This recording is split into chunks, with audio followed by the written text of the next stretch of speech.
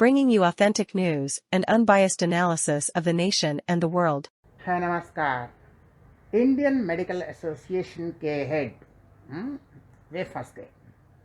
वह रामदेव जी को फंसाने के लिए, पतंजलि को फंसाने के लिए कोर्ट में गए थे, लेकिन खुद फंस गए, क्योंकि उन्होंने इंटरव्यू में एक ऐसा टिप्पणी किया था कि सुप्रीम कोर्ट के खिलाफ टिप्पणी कर दिया।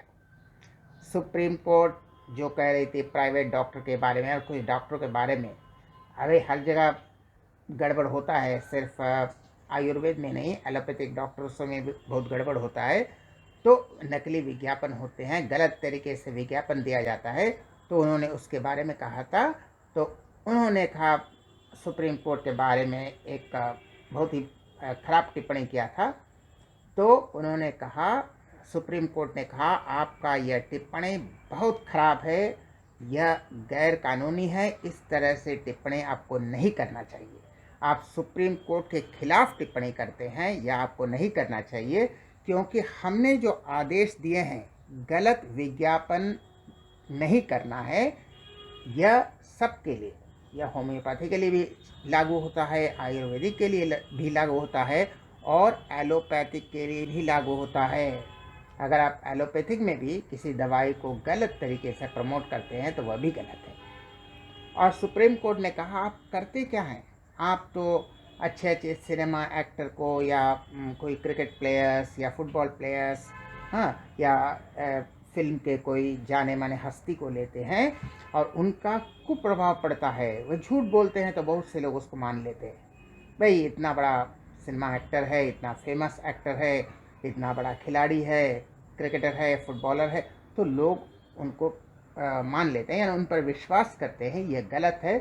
सुप्रीम कोर्ट ने कहा इन लोगों को भी सोचना चाहिए हम किस तरह का विज्ञापन देते हैं। भाई आप जानते नहीं है, कोई भी कह दिया भाई इस कॉफ सिरप का विज्ञापन करो, इस विटामिन का विज्ञापन करो, किसी ने कह दिया इस हेल्थ ड्रिंक का विज्ञापन करो, वो कर देते हैं। लेकिन आप मालूम नहीं है कि आपके लोग, आपके जो फ़ैन होते हैं वो आपको मानते हैं। तो गलत विज्ञापन से बहुत लोगों का नुकसान होता है।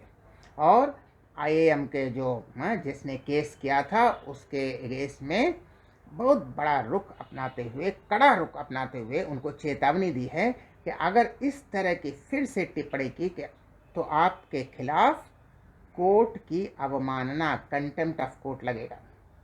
सावधान रहिएगा, कोई भी इंटरव्यू में बकवास मत करिएगा, ये मत सोचिएगा कि आप बहुत बड़े डॉक्टर हैं, कोई बड़ा डॉक्टर नहीं है भाई। गड़बड़ सब में होता है, आयुर्वेद में भी होता है, होम्योपैथ में भी होता है, यूनानी में भी होता है, गड़बड़ तो हर जगह होता है। तो एलोपैथिक में भी बहुत गड़बड़ होता है। और कुछ प्राइवेट डॉक्टर्स हैं, कुछ वैसे डॉक्टर्स हैं, कुछ प्रमोटर्स हैं, हेल्थ प्रमोटर्स हैं, कुछ मैन्युफैक्चरर्स हैं जो एलोपैथिक दवाई बनाते हैं, ये भी उल्टे सीधे विज्ञापन देते हैं। तो हमारा जो आदेश है यह सबके ऊपर लागू है। और आपने जो सुप्रीम कोर्ट के खिलाफ जो ऐसे इंटरव्यू में कहा है यह बहुत गलत है, इसका हम बहुत ही निंदा करते हैं। और इसके बाद फिर इस तरह का उल्टा पल्टा बयान मत कीजिए, वरना आपको कंटेम्प्ट ऑफ कोर्ट आप पर लगाया जाएगा।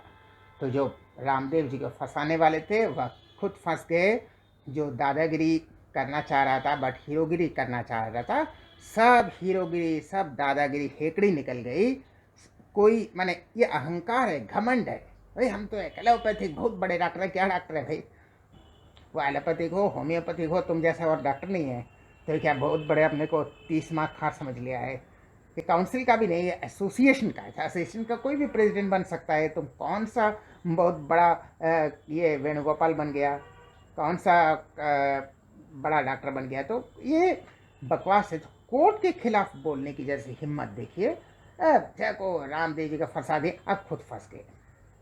तो इसीलिए एक ही चीज़ है, हम कहेंगे जबान संभाल के बात करना चाहिए पब्लिक में, वरना यही हाल होगा, सब हेकड़ी निकल जाएगी और सब घमंड धरा का धरा रह जाएगा अगर आप अपने जबान पर कंट्रोल नहीं करते हैं।